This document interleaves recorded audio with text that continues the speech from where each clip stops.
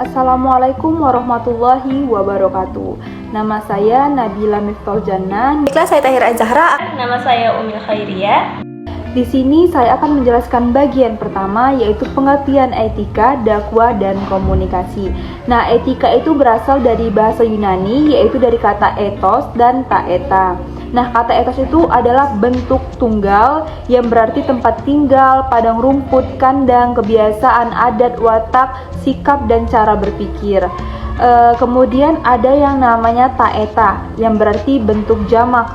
Nah, itu artinya adalah adat istiadat. Sedangkan menurut Webster, etika adalah suatu disiplin ilmu yang menjelaskan sesuatu yang baik dan yang buruk, mana tugas atau kewajiban moral, atau bisa juga mengenai kumpulan prinsip atau nilai moral. Selanjutnya ada dakwah.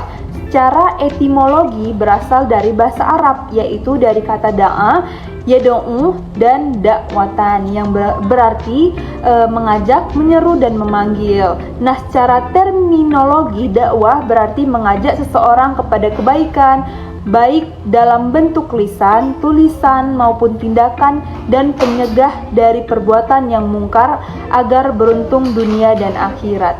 Nah, sedangkan komunikasi ialah proses pengiriman pesan dari komunikan ke komunikator. Selanjutnya ada etika dakwah. Di sini saya akan menyebutkan beberapa etika dakwah yang harus dimiliki bagi seorang dai. Yang pertama itu tidak takut kecuali kepada Allah Subhanahu wa taala. Yang kedua, tidak mencampurkan antara hak dan batil. Lalu yang ketiga, tidak mencari kemuliaan dari manusia. Lalu yang keempat, tidak meminta imbalan atau menetapkan tarif.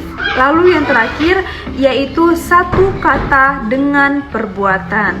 Nah, sekian penjelasan saya, dilanjutkan oleh teman saya. Baiklah, saya Tahira Az-Zahra akan melanjutkan materi yang telah dijelaskan sebelumnya oleh saudari Nabila. Yang selanjutnya yaitu hadis yang berkaitan dengan tema. Dari Abu Hurairah, Nabi SAW bersabda, "Innakum la tas'unan nasa bil amwalikum walakin liyasa'hum minkum bastul wajhi wa husnul khuluq." Yang artinya, sesungguhnya kalian tidak bisa menarik hati manusia dengan harta kalian, akan tetapi kalian bisa menarik hati mereka dengan wajah berseri dan akhlak yang mulia. Hadis riwayat Abu Daud, sanad sahih. Materi yang selanjutnya yaitu kualitas hadis. Hadis di atas merupakan hadis yang sahih karena perawinya yang merupakan Abu Hurairah, yaitu sahabat Nabi yang dikenal paling banyak meriwayatkan hadis dibandingkan sahabat-sahabat lainnya. Materi selanjutnya yaitu isi dari kandungan hadis tersebut. Nah, isi di kandungan hadis tersebut yaitu Nabi mengajarkan bahwasannya kita tidak bisa mengambil hati semua orang dengan harta.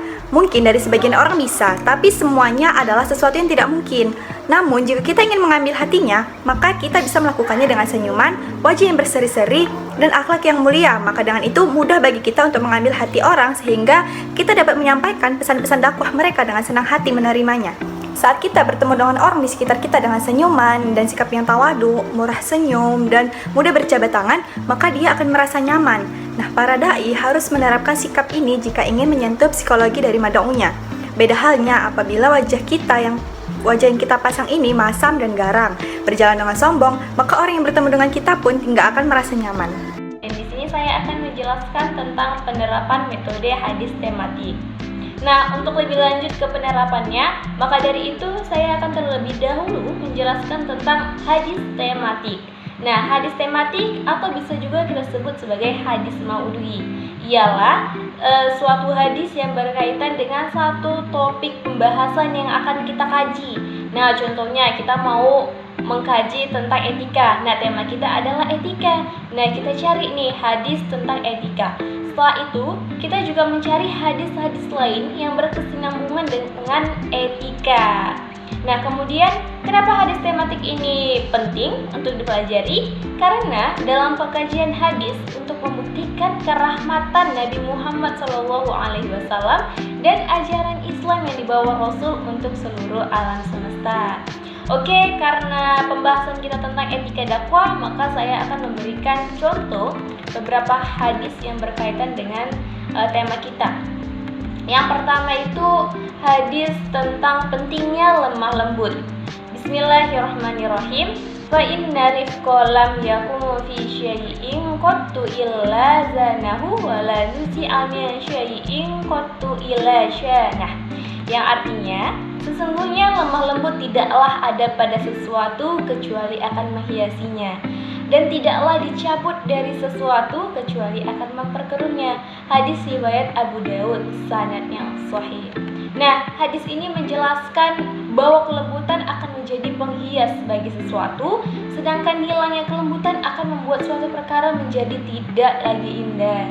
Di antara perkara yang membutuhkan kelembutan adalah dakwah. Rasulullah Shallallahu Alaihi Wasallam adalah contoh figur dakwah yang terbaik. Beliaulah manusia yang memiliki kelembutan kepada setiap orang yang didakwahinya. Nah, selanjutnya ya, hadis yang kedua. Hadis yang kedua tentang berkewajiban mengucapkan kata-kata yang baik dan benar, bahkan menggunakan kata-kata yang terbaik ketika berkomunikasi. Bismillahirrahmanirrahim. An Abi Hurairah radhiyallahu anhu an Rasulillah sallallahu alaihi wasallam qala man kana yu'minu billahi wal yawmil akhir falyaqul khairan aw liyasmut wa man kana yu'minu billahi wal yawmil akhir falyukrim jarah wa man kana yu'minu billahi wal yawmil akhir falyukrim dhaifa. Yang artinya, dari Abu Hurairah radhiyallahu anhu bahwa Rasulullah Shallallahu alaihi wasallam bersabda, barang siapa beriman kepada Allah dan hari akhir, hendaklah ia berkata baik atau diam. Barang siapa beriman kepada Allah dan hari akhir, hendaklah ia menghormati tetangganya. Dan barang siapa beriman kepada Allah dan hari akhir, hendaklah ia memuliakan tamunya. Hadis riwayat Bukhari dan Muslim. Nah, teman-teman, itulah tadi beberapa hadis yang berkaitan dengan topik pembahasan kita tentang etika dakwah, dan saya berharap semoga ini bisa membawa keberkahan bagi kita semua. Amin amin ya rabbal alamin. Saya akhiri. Wassalamualaikum warahmatullahi wabarakatuh.